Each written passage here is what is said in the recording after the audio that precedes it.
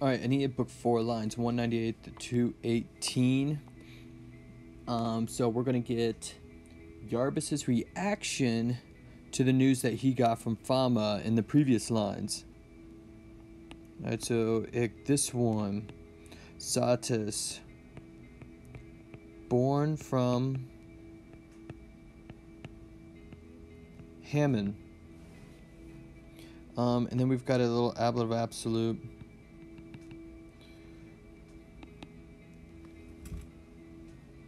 With the Garamantian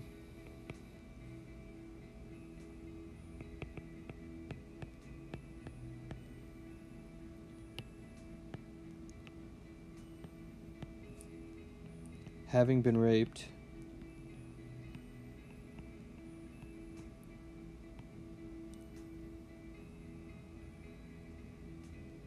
And then you gotta go to Posuit. Placed 100 Kenton 100 Amania huge temples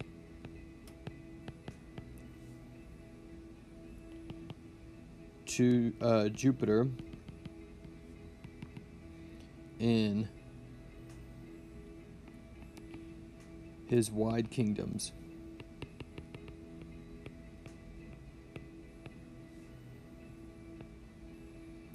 And he placed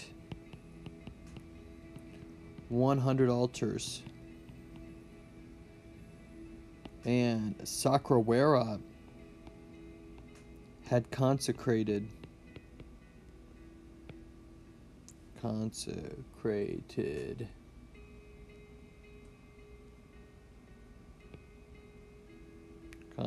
okay. Trying to put in too many syllables. There you go.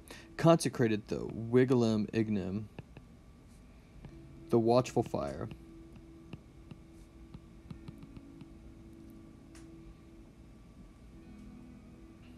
And then in apposition to that, the Eternal Sentinels, or Guardians of the Gods,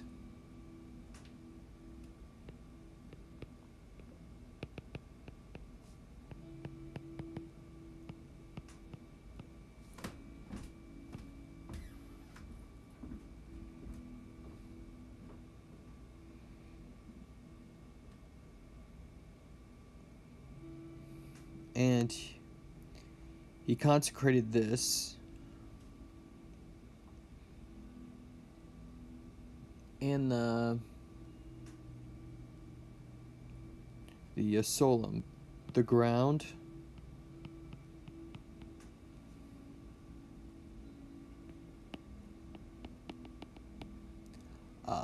fertile, with the blood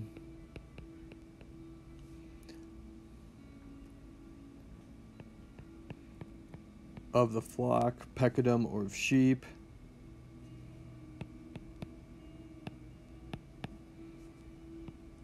and the thresholds, the limina,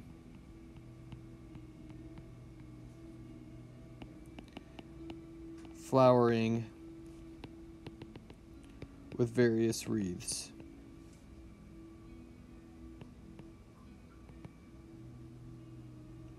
Alright, so here we see that Yarbus is actually a very religious, dedicated guy.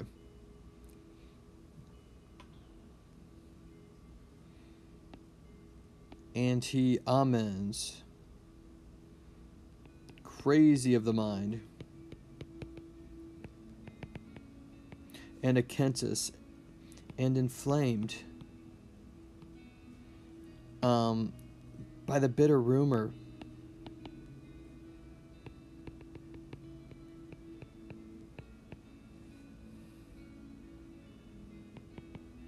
Dicator is said. Verb. Okay, here it is. And this is a short form of ora wisse. Is said to have prayed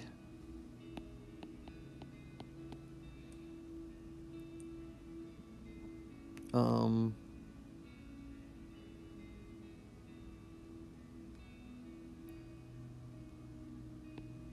before Antares, before the altars,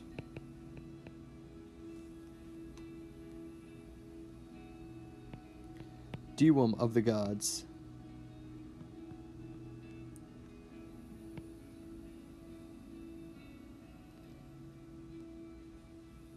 And that's kind of weird.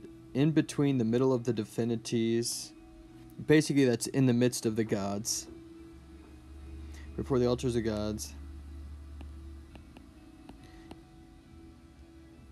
In between the middle of the gods.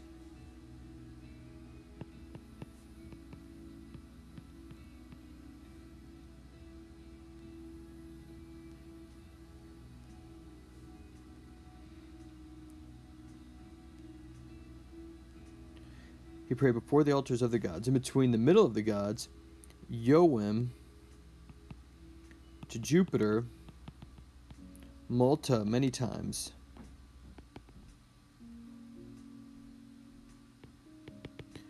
Alright, Monobus Supinis with his hands upturned. Suplex as a suppliant.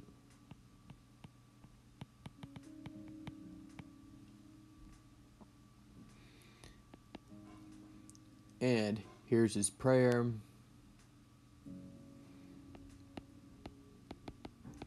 Omnipotent Jupiter,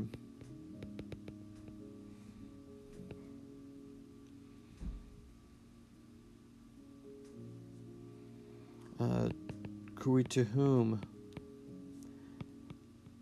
Now, the Mauritian Gens.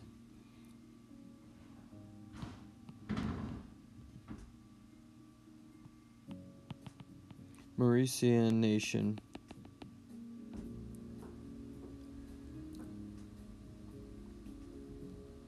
Epilata.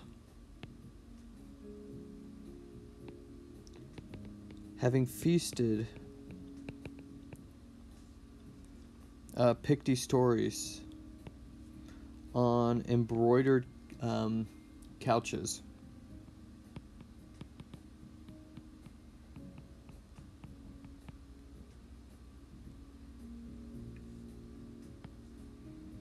Liba pours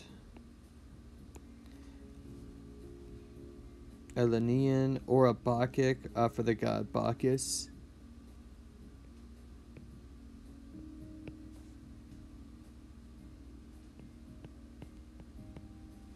Some may call this a libation. Alright, I'm never gonna do but do you see these things?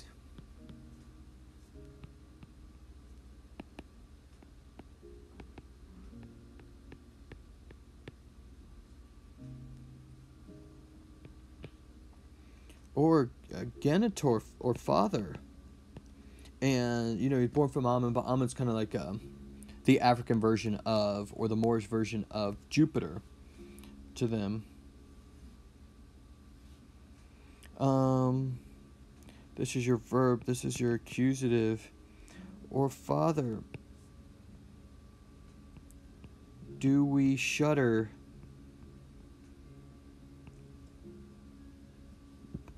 Te, at you. Nequiquam, in vain. Cum fulminatorques. When you hurl lightning.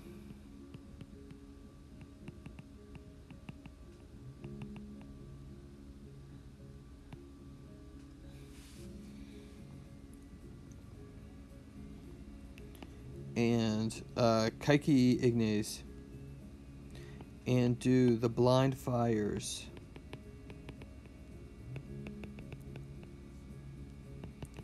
In the clouds.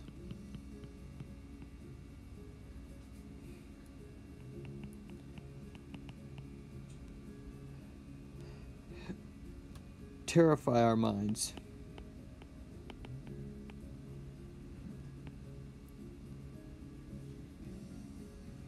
And do they miskin? Whoa. And do they stir empty rumblings? Meaning, are we really afraid of you after all this?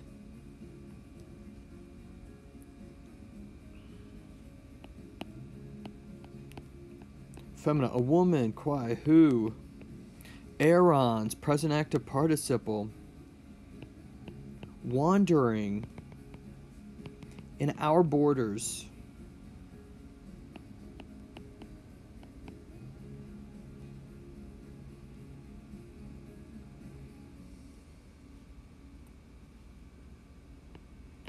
Placed an exiguum urbum, a meager city,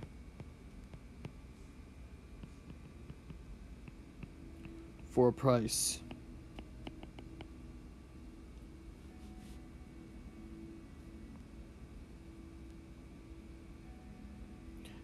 Dedimus, and you've got little parallel construction here, to whom we gave.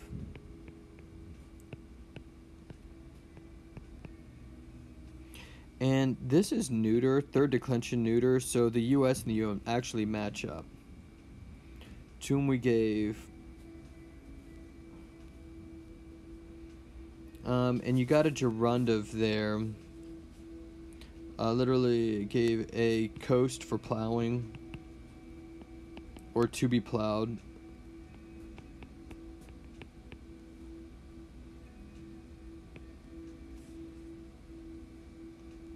And the laws of the place, leges loci.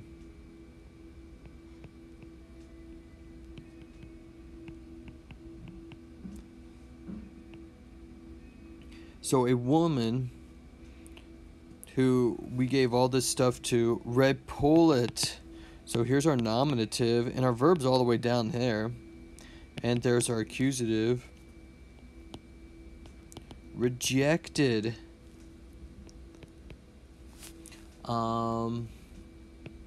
Our marriage. And received.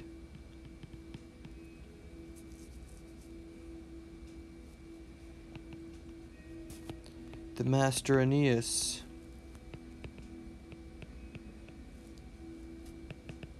Into the kingdoms.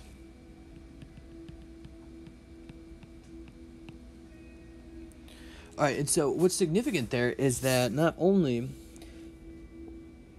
is this guy Iarbas a king, but he wanted Dido. Dido shows up on his shores, and he actually gives her a place, offers to marry her, and sets her up, and she's like, no. And presumably because she's not over her deceased husband, and then Aeneas shows up, and all of a sudden it's like, oh, okay. So she's living on Iarbas' land, basically, and rejects him, and then is with this newcomer. And now, Ille Paris, now that Paris,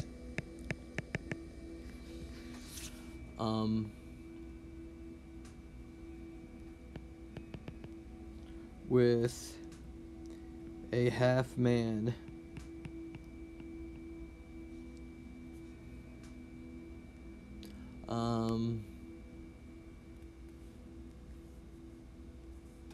entourage,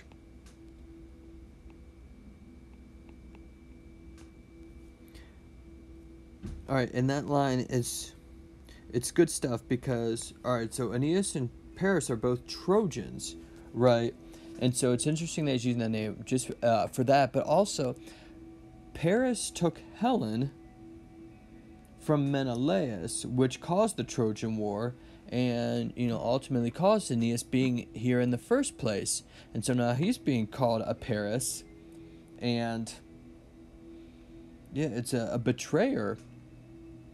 And so Iarbas feels almost as if though he should have first dibs on Dido. And then the Semiwiro is like, men have to be macho, and these are like the not macho. Like Semiwiro is like, you're not macho at all. Alright, All right, so that Paris, subnexus.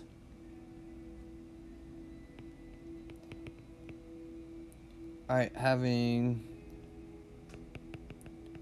tied on a Minia Mitra, a Maeonian Mitra, cap,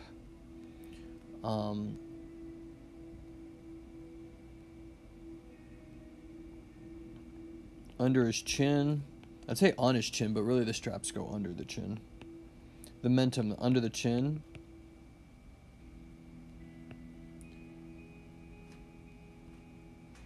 And his marinantum, his wettening and wettening hair, crinem, and that's almost as like he's you'll put in mousse and gel. And so again, it's not manly to do that. It's like and now that Paris with all of that stuff, Potatorapto,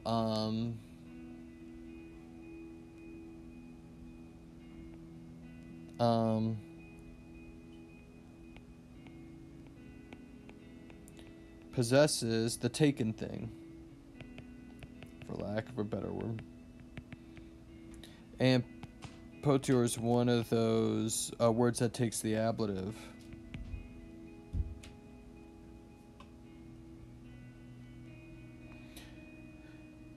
Nos quippe, we indeed.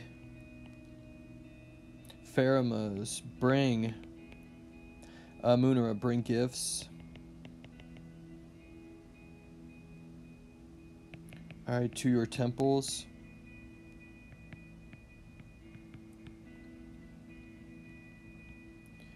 And we fulmus, we cherish.